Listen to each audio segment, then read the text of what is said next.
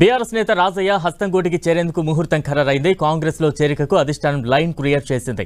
BRS కు రాజీనామా చేస్తూ రాజయ్య లేఖ సిద్ధం చేశారు. ఇప్పటికే కాంగ్రెస్ వ్యవహారాల ఇన్ఛార్జ్ దీపాదాస్ ముంచితో భేటీ అయ్యారు. జిల్లా ఇన్ఛార్జ్ మంత్రి పొంగులేటి శ్రీనివాసరెడ్డితోనూ సమావేశమయ్యారు రాజయ్య. రాజయ్య చేరికకు సంబంధించి సీఎం రేవంత్ రెడ్డి సుముఖత వ్యక్తం చేసినట్టు తెలిసింది. బీఆర్ఎస్ లో 6 నెలల్లో తీవ్ర మనోవేదనకు గురైనట్లు తాటికొండ రాజయ్య తెలిపారు. తనకు పార్టీలో ప్రాధాన్యత, గుర్తింపు లేదన్నారు. 6 నెలల్లో కేసీఆర్ సీఎం అవుతారనడం బాధగా అనిపించిందని చెప్పారు. తనకు కాంగ్రెస్ నేతలతో పరిచయాలు ఉన్నమాట వాస్తవమన్న రాజయ్య ఎలాంటి పదవులు ఆశించి వెళ్లబోనని స్పష్టం చేశారు. గత 6 నెలల నుండి జరిగిన పరిణామాలు చూస్తే తీవ్ర మనోవేదన గురయ్యాను. అంతేకాకుండా అధిష్టాన నిర్ణయానికి కట్టుబడి మొన్న ఇన్ఛార్జి బాధ్యత జనగామిస్తే గెలిపించుకొని నా క్యాడరు గణపూర్లో గెలిపించుకున్నప్పటికి కూడా అభివక్త వరంగల్ జిల్లాలో గెలిచినవి నేను ప్రాతినిధ్యం వహించిన 2 నియోజకవర్గాలు అయినా కూడా ఎలాంటి ప్రాధాన్యత కానీ మాట్లాడడం కానీ గుర్తింపు కానీ ఇక్కడ కూడా కనిపించట్లేదు. ప్రజాస్వామ్యబద్ధంగా గెలిచిన పార్టీని కూలగొడతాం, 6 నెలల్లో కేసీఆర్ సీఎం అవుతారని మాట్లాడడం.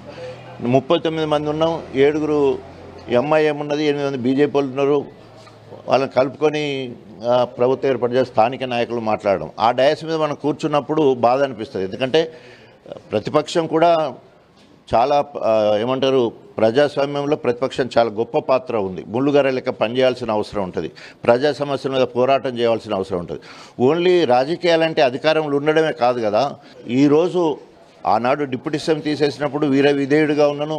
కేసీఆర్నే నాయకుడిగానే కాదు, తండ్రి లాంటి వాడని, దేవుడు లాంటి వాడు అన్నాను. కానీ అలాంటి గుర్తింపు అటు సైడ్ నుంచి వెళ్ళి రావాల్సిన అవసరం ఉంది. అలాంటిది రాకుండా అక్కడికి ఎమ్మెల్యే టికెట్ పోయినా కూడా వారు అప్పచెప్పిన బాధ్యత మనం నెరవేర్చడం కూడా జరిగింది.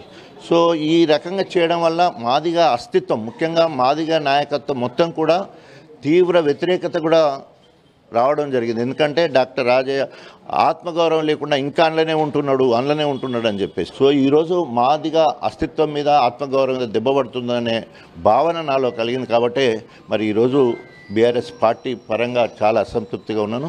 సో నేను అధికారం కోసం పోవట్లేదు, ఇప్పుడు అక్కడ పదవి ఆశపడి పోవట్లేదు, తర్వాత వాళ్ళు ఏమి రమ్మనలేదు, నేనేమి పోలేదు ఇప్పటి వరకు. ఇక్కడే చాలా మానసిక వేదనకు గురై 6 నెలల నుండి నిజంగా చెప్పాలంటే నా గురించి ఆలోచించిన మీరందరూ కావచ్చు, ప్రజాస్వామ్యవాదులు కావచ్చు, లేకపోతే అన్ని రాజకీయ పార్టీలు కావచ్చు, అందరూ ఒకటే పేరు, పాపం రాజన్నకి ఇట్లా అయింది, ప్రజా సంబంధాలు మంచిగా గొప్పగా పనిచేసే నాయకుడిని పార్టీ దూరం చేసుకుంటుందనే భావన ప్రతి ఒక్కరిలో ఉన్నది. సో అయినా కూడా పార్టీని నమ్ముకున్నాను, నాయకుడిని నమ్ముకున్నాను కాబట్టి వీర విధేయుడిగా ఇప్పటి వరకు ఉన్నాను.